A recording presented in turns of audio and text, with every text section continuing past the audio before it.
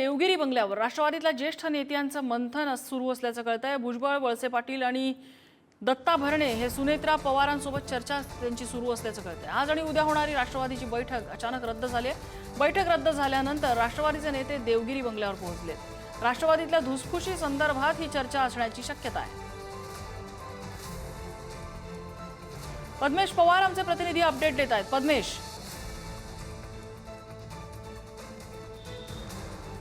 नक्कीच नम्रता, आपण जर पाहिलं तर मागच्या 1.5 तासापासून अनेक जे ज्येष्ठ नेते आहेत ते राष्ट्रवादीचे स्वतः सुनेत्र पवार यांच्या भेटीसाठी आले होते। त्यामध्ये छगन भुजबळ असतील, वळसे पाटील असतील।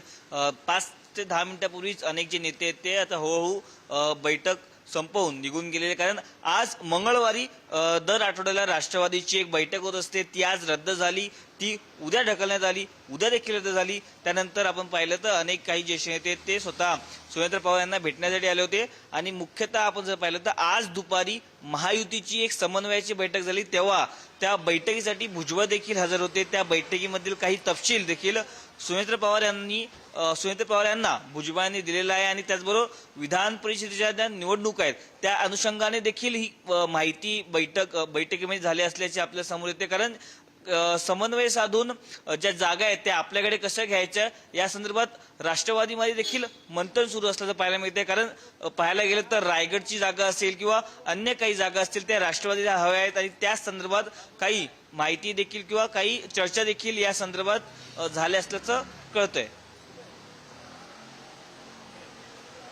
पद्मेश, अपडेट घेत राहू। तुर्तास धन्यवाद या माहितीबद्दल।